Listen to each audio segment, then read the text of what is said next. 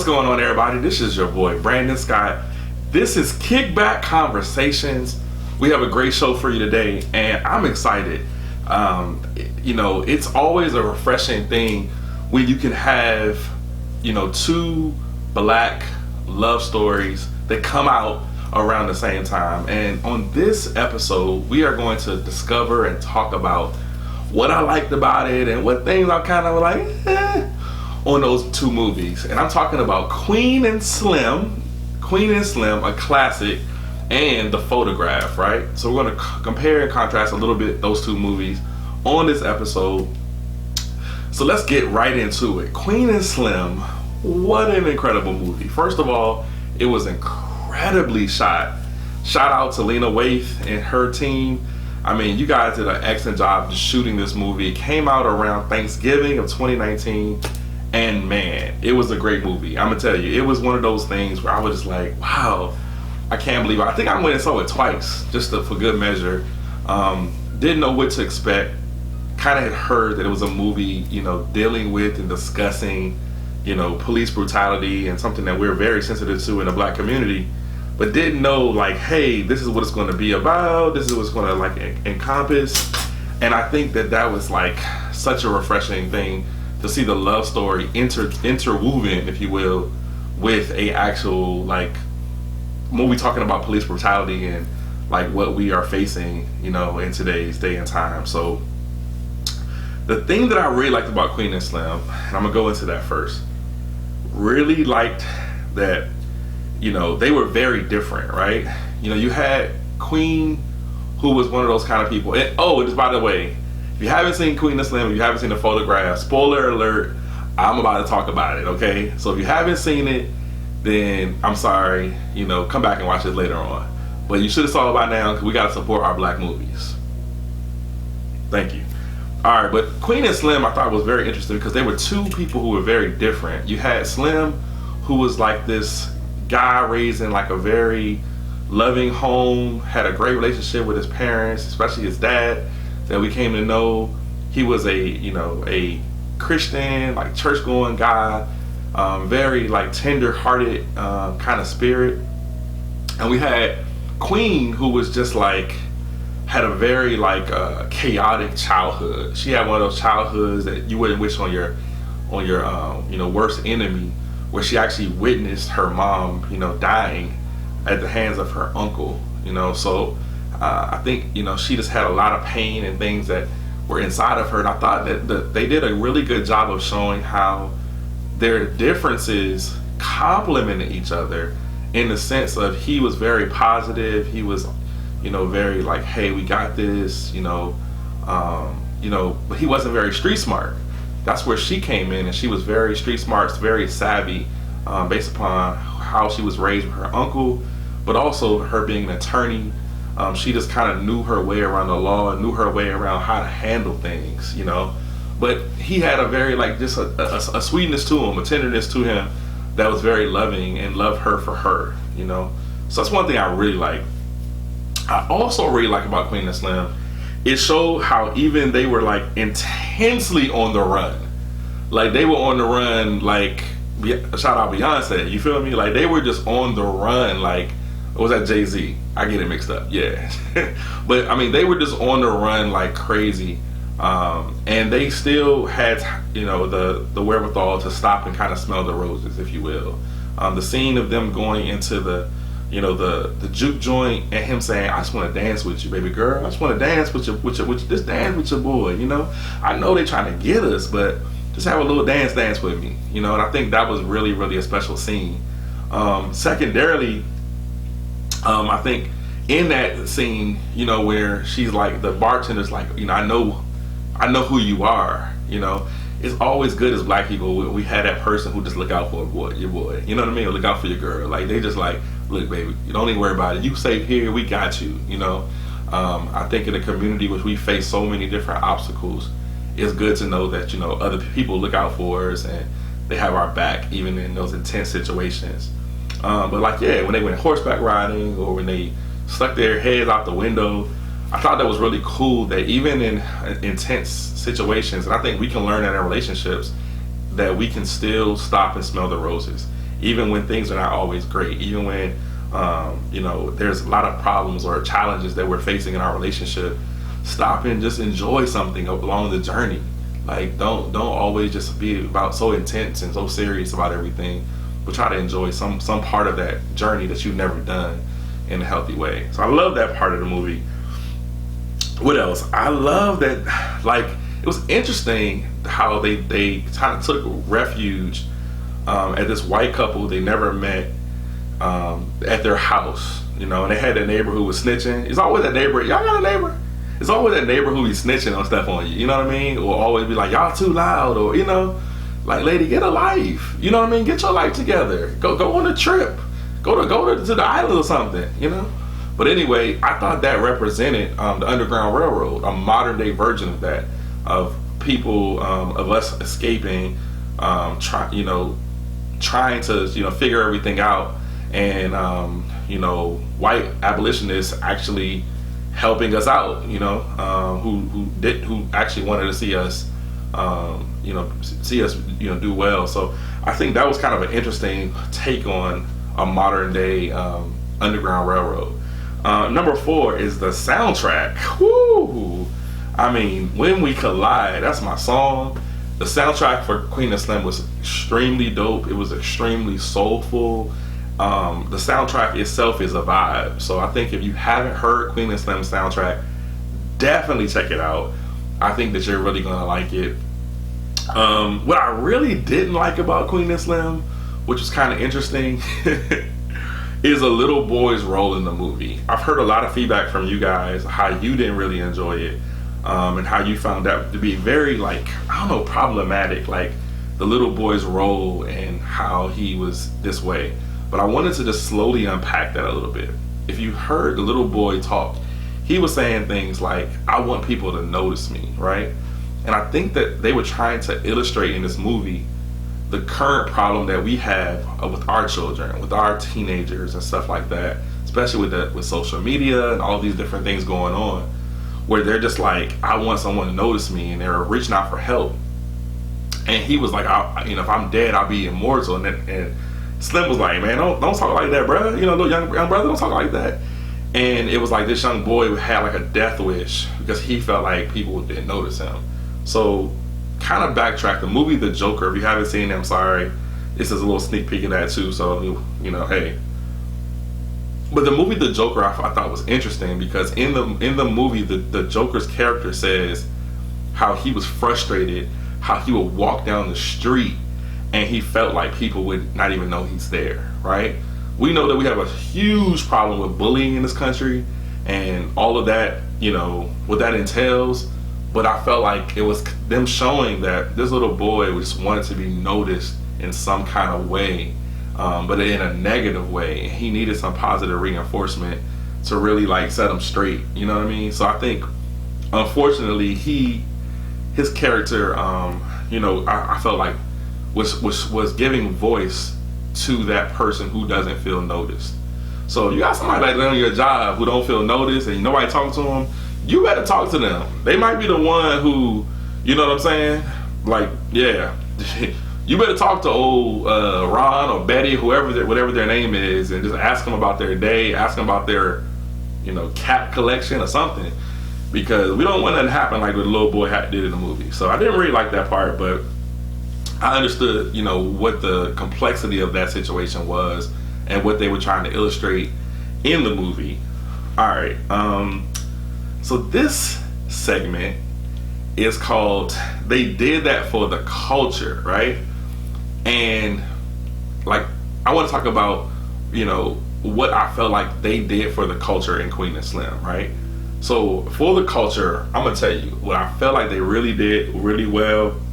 The pic they took together when they were on the car, it was like a symbol of everything. It was a vibe. It was so cool. It was so smooth. It was so the picture was just so soulful. It made you feel good, like you was listening to 90s R&B. You know what I mean? So I thought that picture actually ended up being their legacy. And sometimes it made me think about when we take a picture, right, with our friends or with our neighbors or family or whomever, that picture representing something that's bigger than us later on in life, right? And a little later we'll talk about the movie The Photograph, right? Dealing with pictures. So I thought that was kind of a cool thing. That picture was everything, you know what I mean? And I just, in my life, I just want to have my future wife and I take a Queen and Slim picture like that. You know what I mean? Just do it. I don't care. Like, we might do that at the reception. We just gonna be Queen and Slim on the car, and everybody gonna be like, okay, all right, congratulations. And we'll be like, yeah, we out here, you know. So I really like that. Something that you might have missed about Queen and Slim, I thought was very interesting. I think you might have missed the deer correlation in the movie, right? So bear with me for 1 second. I'm gonna unpack it. If you saw the movie Get Out, you understand that they use deers to represent black folks, right? So when the black guy and his white girlfriend go to visit her parents and they hit a deer accidentally, he gets out the car with compassion, like, oh wow, we've killed a life. Like, oh my, what's going on? And she's like, it's just a deer, bro. What are we doing? Let's get on down the road. And he has like nightmares that same night, because he's thinking about that deer. So he's thinking about the life that was lost, that was just slayed, and people just move on with like this nothing. And even her father said, oh, I've killed deers and I kill many more of them if I could. So I thought that was a very interesting moment that they took in Queen and Slim, because there's a scene there where a black officer is talking to a white officer, and he's like, do you hear that? And the white officer's like, man, you a city boy, you don't know anything out here. We out in the country, it's animals out here, and all this other stuff. He's like, but you can go check it out. So he goes check it out.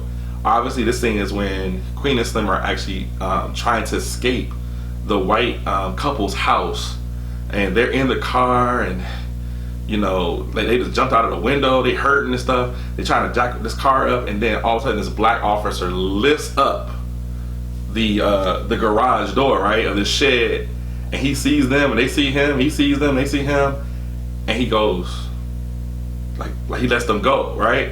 And they're like, what? They couldn't believe it. And then when he goes back to the white officer, he says something very, very profound. The white officer said, so what was it? Did you see anything? He said, oh, it wasn't anything. It was just two deer caught on a branch, and I set them free. So I like how they took the correlation of what deer meant in the previous movie, being Get Out, which he actually played in, right? I thought that was kind of cool and kind of unique. So I thought that was a really kind of cool flashback as far as symbolism that we could all kind of like gather around and understand. So I thought it was a cool part of the movie. All right, so my favorite lines. Queen and Slim had some lines, man. I'm telling you right now, like, will you be my legacy? When she, and then like when he was like, you already are? Like, what? I mean, could you just imagine that though? Like, I think that's just like one of those lines that you tell somebody that's really special to you, that really is impactful to you. And I think that was a beautiful, beautiful line. Even though it was tragedy after, I thought that was one of my favorites. The other one was, thank you for the journey, no matter how it ends. And Queen said that to him, and I feel like that was so beautiful in a sense of relationships, right? Like, we go through relationships, we don't know how the journey is going to end, we don't know how we're going to impact that person or how that person is going to impact us. But the beautiful part about it is we do know that we're thankful for the journey, right? We're thankful for where that person is imparting into us and what we're imparting into them.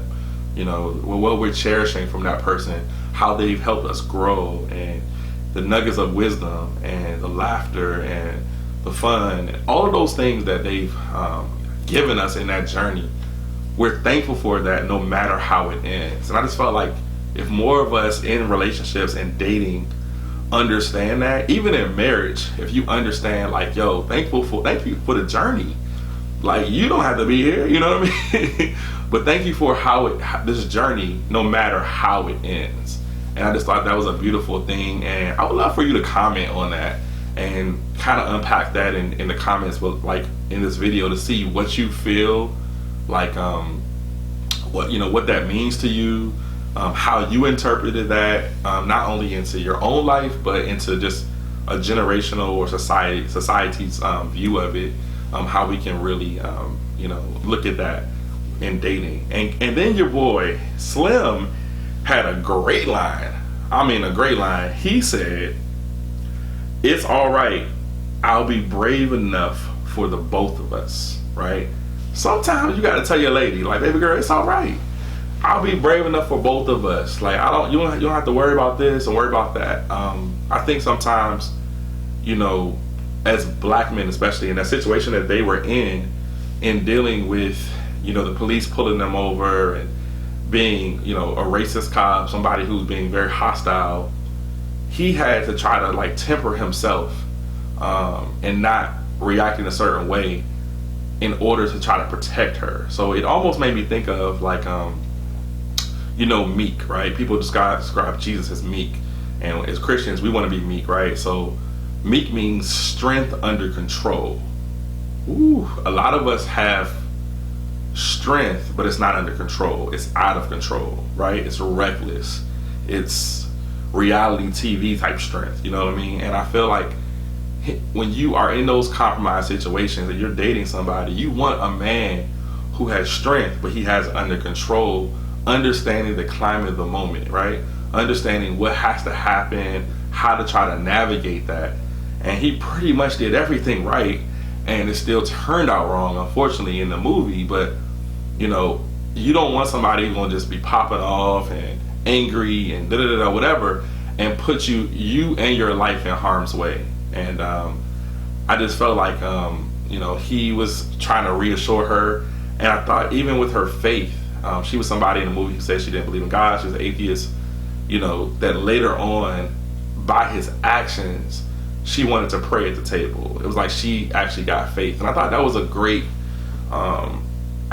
show of leadership, that if we step up, if we do our part as men and lead by example and show this young lady that, hey, you're safe with me, hey, I respect you, hey, we can communicate, hey, I have your back, her faith will grow. Woo! Like, that's so powerful. And I think this movie illustrated that. Somebody who was mad, who was angry, some might say she had an attitude problem, but as the movie went on, her faith grew, not only in God, but her trust grew within him. And he started to break down those walls that she had put up to try to protect herself because of the chaotic and problematic family life and things that she had went through. So I thought that was really dope. Shout out again to Lena Waithe. And the one thing that nobody talks about this movie I thought was really funny is, man, then they like meet on, it was an online dating site. I don't know if it was Tinder. I think they basically like, met online. And I think we don't often, in most of the black movies I've seen, we don't have them meeting that way, right? It's an interaction, it's at someone's family, a party or something like that, at a kickback or whatever. But it's not like that. So I thought it was kind of cool how these two characters met online and very fast had to have each other's back through thick and thin throughout the movie. So shout out Queen and Slim. When We Collide, y'all gotta go see it if you haven't seen it, and comment if I missed something about it that you wanted to unpack. Please definitely comment on it so we can learn together as a crew. So the photograph, right? We got to talk about that. It came out Valentine's Day. Really, really, really good movie. I thought they did an excellent job at like just really conveying a lot of points within the movie. The first thing I want to say I liked about the photograph is Issa Rae. I'm gonna tell you what, Issa Rae kind of shocked me in this, because I've always seen her as like the awkward black girl, and the character she plays in Insecure, where she's like and the jokes, like she's funny, quirky, but like never seen as like smooth, sexy, or sophisticated. she was like sexy and sophisticated in this movie. Like, I'm not gonna hold you. Like, she was like, if you saw her at your homegirl's like cookout and that was her friend, you might holler. You know what I mean? Like, you'd be like, okay. Or, you know, you had a panel discussion on something and you go up to her after the panel discussion and ask her an insightful question. You know what I mean? She gave that kind of vibe in this movie. Very sophisticated, sexy. She was funny too, but it was not over the top or like a lot of physical humor. It was just subtle, like normal things, you know, talking about Kendrick Lamar. So I thought Issa did a really good job in it. I thought that she was very natural in it. She played May, and her love interest in it, his name was Michael. You guys have probably seen him in the show Atlanta. He was in the star of the movie, I think, Thank You for Calling. You know, that was had great reviews on that. So I thought she just did a really good job on that, and Issa was in her bag on that. I like how they showed the awkwardness of how a guy, Michael's character, is trying to talk to a woman but not getting the words out, right? Ladies, put your hand up if that's ever been y'all. Like, you know what I mean? Like, you dated a guy and you're like, just say it, brother. He's like, I'm trying to say what I'm trying to say though is like, I like you, and I mean, I would really just want to get to know you, but I'm just I'm trying to say, it's not really coming out like I'm trying to say. Like, everybody, you know, I've heard a lot of ladies have dated a guy like that, and I remember it takes me back as a dating coach. It takes me back to a client I had where I put her on a date with this guy. Said she was having a good time. They're at this restaurant, and he's like, "Do you use those strips? Those, you know?" And she's like, he's like, "Do you have any strips?" And she thought he meant like the Listerine strips. She's like, "No, I don't know that." He's like, "No, because you have, like, your teeth are really nice, or like your teeth are really white." And he was trying to say, "Yo, you know what? You have a really beautiful smile, right?" But it just couldn't come out, right? And I think Michael's character was that way, which was very ironic because he's a journalist, right? He's writing for a living, bro. Like, he's literally using words for a living on pieces of paper and, you know, through articles in the internet. Like, but he can't talk to a woman. But I thought it was also authentic because, as guys, well, something that you guys don't know about it sometimes is like, if we feel like you're really beautiful and we're like kind of like, man, wow, we approach you, sometimes our words don't flow because we just, your beauty, your essence, your vibe, your aura, everything has just thrown our whole thing off. You know what I mean? So if you had a brother who did that, you know, with you, then girl, you're doing it. Keep doing your thing. I feel you. I feel you. I feel you out there. I see you, queen. I see you. So I love that part about it. Another thing I really liked about Photograph was how cycles repeat themselves, right? So with May and her mom, they both had like this trouble committing, right? It was like this kind of unique dynamic of like them trying to figure out like how they should commit, you know, like, oh, you know, oh, okay, you're cool, but I need to be free and all that kind of stuff. And I think we all have to, as we're dating, understand like what are the cycles that have penetrated my family, right? Whether it be if I'm a guy, what are the cycles that my dad and my grandfather, my great grandfather, my uncles have all done that I might need to break, right? Or if you're a young lady, like what cycles did your mom, your grandmother, your aunties, and all of them, what did they do that you might need to break or touch up on? So I think they really hit on that in this movie. I thought it was really well done how they kind of did it and doing the flash forwards and flashbacks. So I thought that was really cool.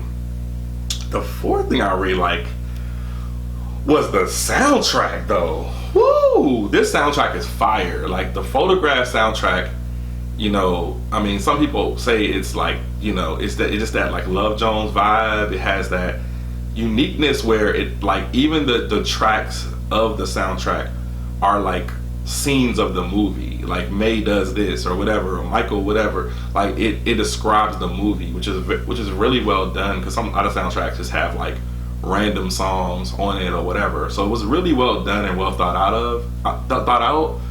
Has that nice jazz type of vibe to it. So definitely check out the soundtrack. I thought it was dope. And the other thing I like, oh man, those little kids. The little girls, I call them Sasha and Malia the movie. Little Sasha and Malia the movie. Y'all were great. Y'all were great.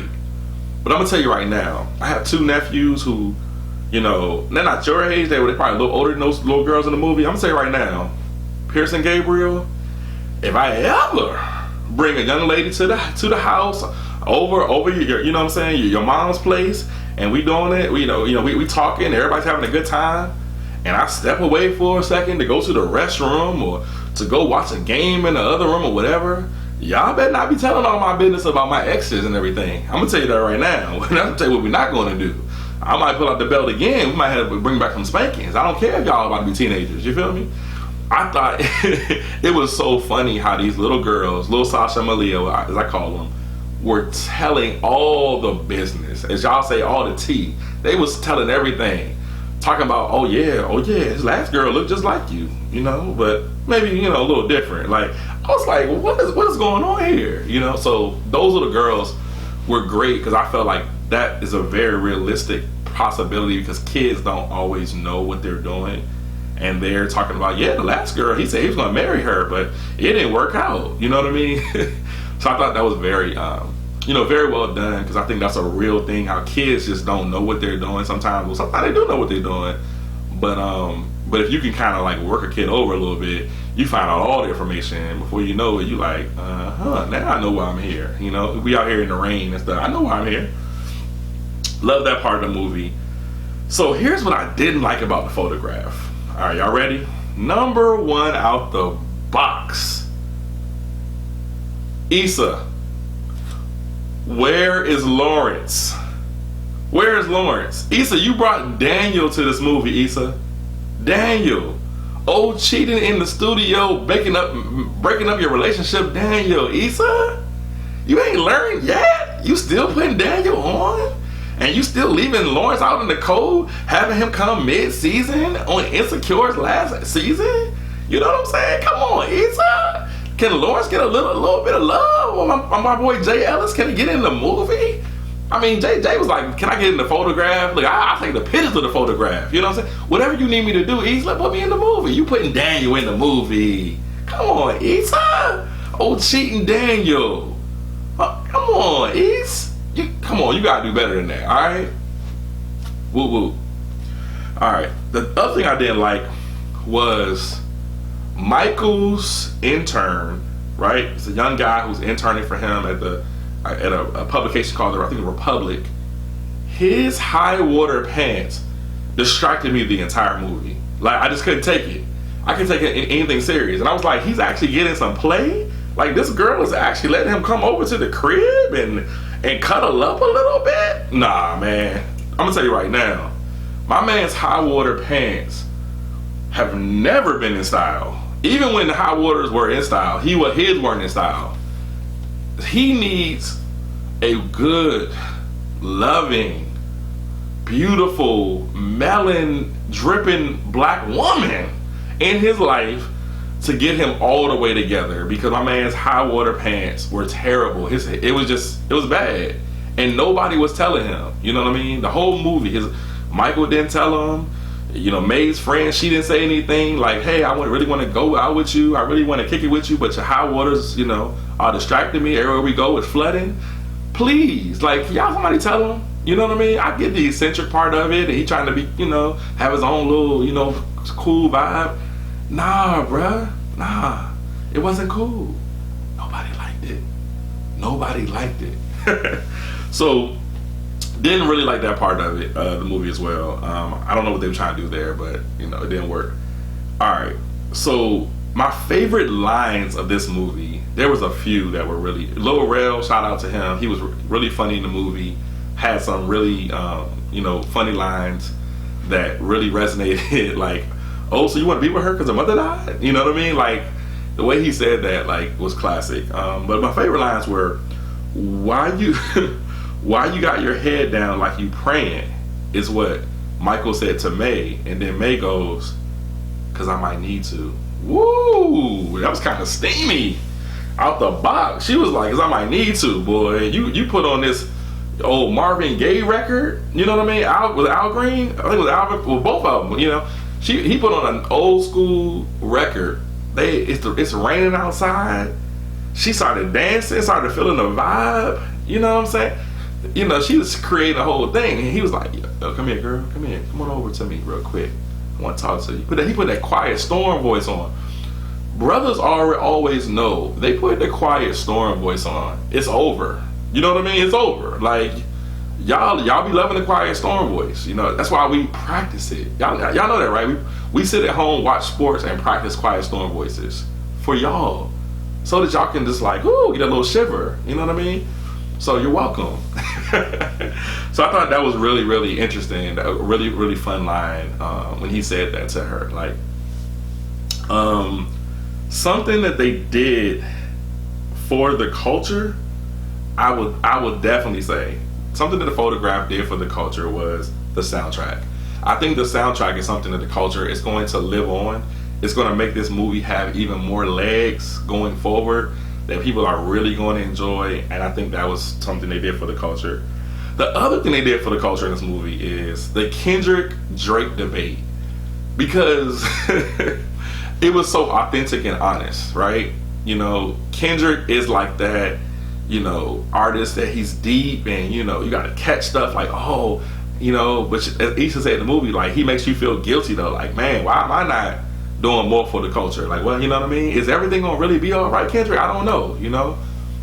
Drake, I feel like, is so relatable, and I feel like, I tell people all the time, Drake is that artist that's so unique, because if you were an A&R person years ago, and you said, listen, I have this amazing artist, he's from Toronto, he's a sensitive rapper, he's half black, half white, and he's Jewish, he's gonna be everything, they would laugh you out. They'd be like, what are you talking about? Is this a joke?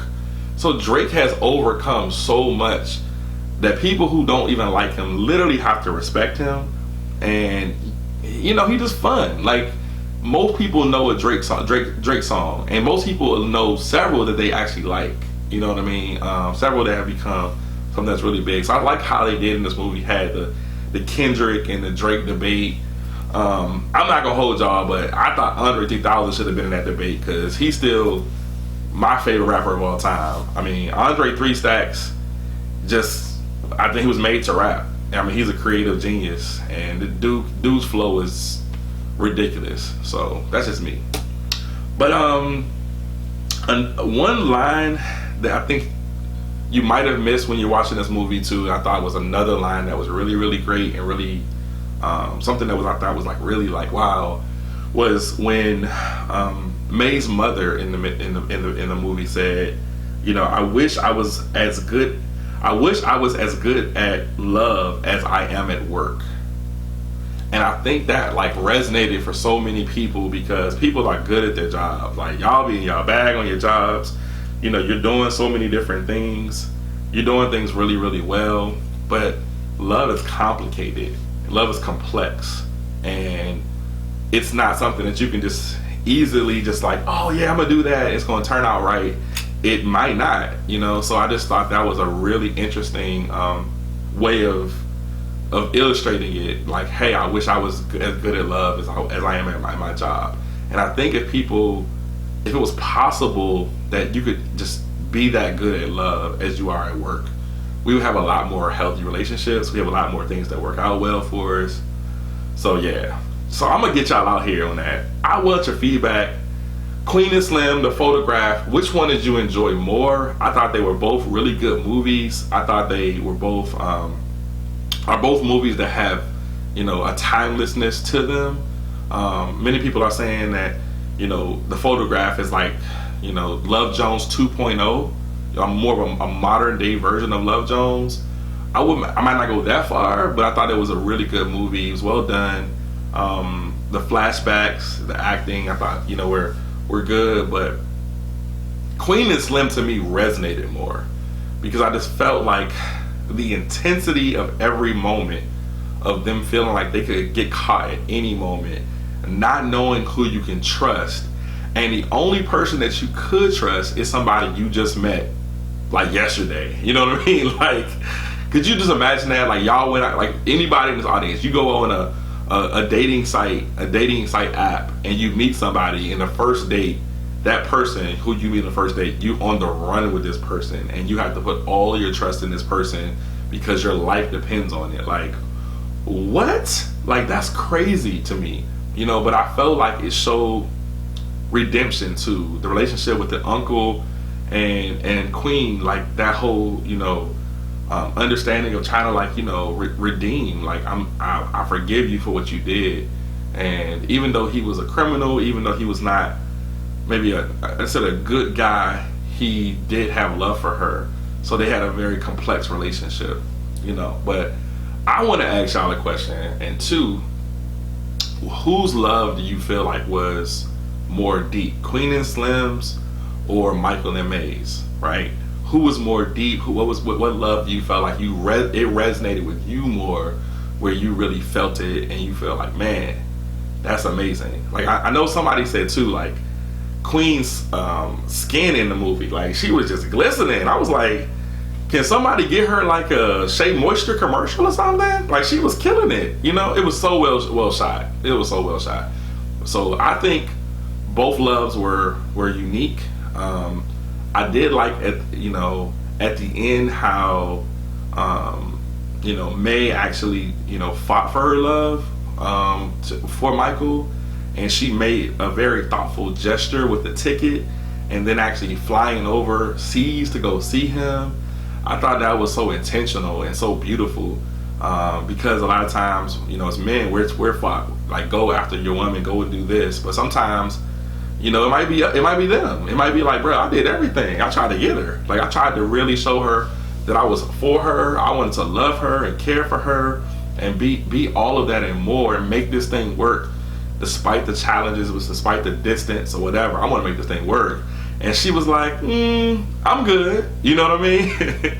So I felt like I love that part where May was like, nah, bro, Michael, look, I'm about to come and get my man, you know, and we about to make this thing happen despite the challenges and things of that nature that are going on. So, two good movies, Queen and Slim, The Photograph.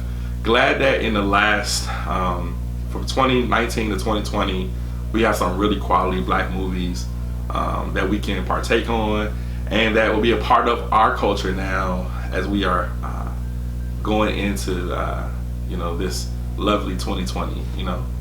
All right, guys, this has been Kickback Conversations. I'm your boy Brandon Scott, and I love to hear from you. Let me know your thoughts on what we talked about today, and we will see you next time. Peace.